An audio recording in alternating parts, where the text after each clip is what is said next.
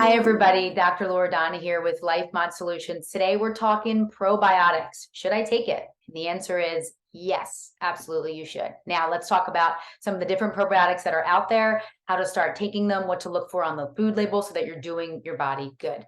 So first off, what are probiotics and how do they help us? So one, probiotics are living microorganisms that are put into pills that infer benefit to the host when we take it.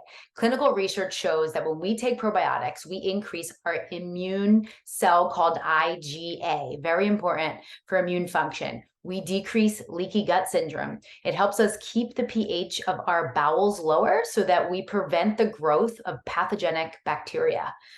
It also has been shown to decrease inflammation, help with it and respiratory tract infections. It's also been shown to decrease post-exercise muscle soreness, which is pretty cool.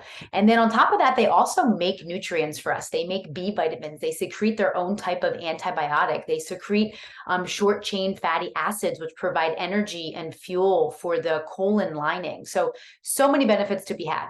So what kind of probiotics are out there? Well, first is called a soil-based probiotic, also known as a spore-forming probiotic. These are 100% beneficial. If we just played in the dirt, we would get exposure to these, but we are more inside than ever in our modern society. So spore-based probiotics, low and slow is the starting dose. Whenever you start any probiotic or anything for gut health, always start at a quarter of the dose that's listed on the bottle. And I always start my patients off on every other day. And we do that for about a week, and then we monitor changes. And if they do well, then we'll take one pill a day for a week. If for some reason they have negative effects, which can happen as we're adding things to the GI tract, the environment is going to restabilize. So there's going to be changes. You might have a little bit of gas. You might have something going on. That's okay. It's not about avoiding those issues. It's actually just about going a lot slower.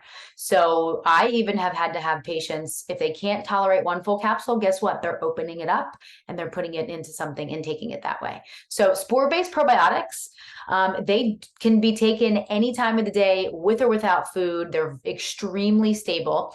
You'll also notice on these that the number of billions is the unit of measure is usually very low on spore-based products. So usually under 4 billion. This is okay. They are very powerful.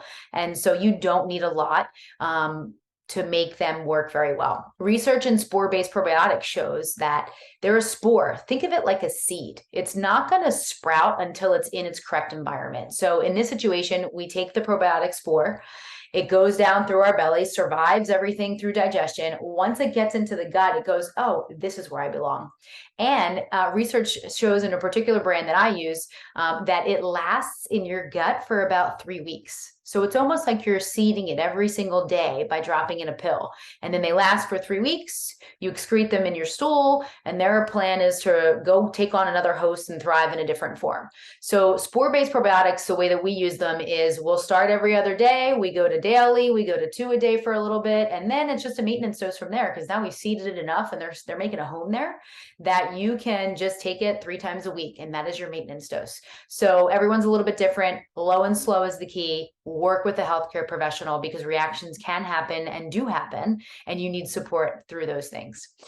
Next thing, there's another type of probiotic. We call these transient workers. They must be taken every day. They work when you take them, and then they're gone. These are things that contain things like Bifidobacterium and Lactobacillus.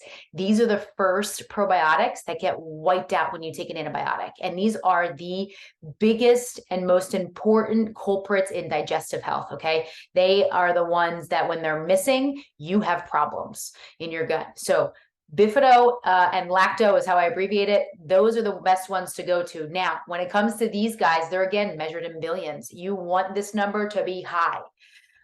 I find that a good starting dose with my patients is about 50 billion. Anything more than that, I get reactions. I personally went through that. I had reactions. I started to have detox reactions. I felt ill. I felt unwell. I felt flu-like. I felt achy because guess what? Good things were happening, but it was just happening too quickly.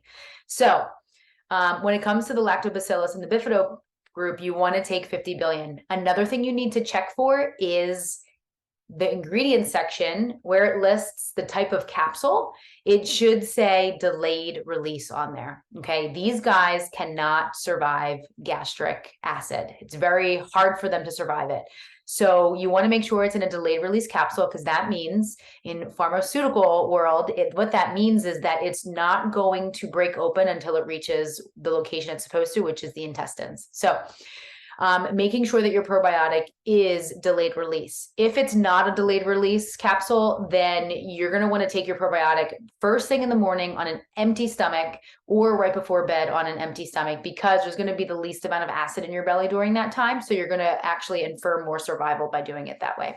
So again, low and slow, every other day, monitor your gut effects, monitor flu-like symptoms. If you feel those things, back off, slow down, whatever you were doing, just go a lot slower. Break the dose down. Again, work with a trusted practitioner who could help you find the right products and guide you through these changes. A lot of probiotics have to be kept in the refrigerator, making sure that you are following what is listed on the bottle. It's there for a reason. But that also infers that it might not survive your gastric environment. So even more important to take those on an empty stomach. So probiotics are a must and a yes. And let me know if you have any questions here. Next video, at some point in time, I'm going to talk about prebiotics. So there's been a huge focus on probiotics. Everyone takes a probiotic. Everyone takes it. Okay, great, good. But if we're not feeding these guys, they're not going to make a home. They're not going to stay. And you're just going to have to keep taking the probiotic supplement, right?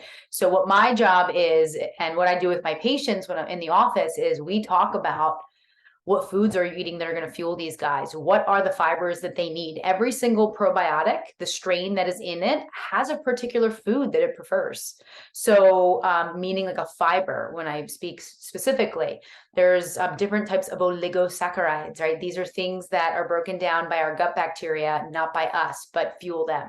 So we need to target which foods are going to help maintain their viability and keep them alive. And then you can also take supplements, which are going to give it to you in powder form, which, to be honest with you, as Americans, we don't get enough fiber in our standard American diet. The CDC reports that we get 15 grams.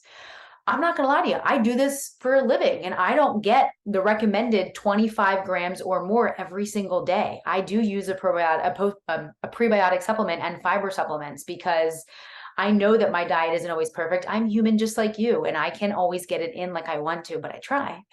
So I always want to give you tools as we work one-on-one with specificity around all these things. So stay tuned for that prebiotic video, and we'll talk about it another time. But thanks for tuning in. Take your probiotic, work with a healthcare professional before you make any changes. If you like this video, please like it. Follow me and subscribe, share it with your family and friends or somebody who you think needs to hear this, okay? Have a great day.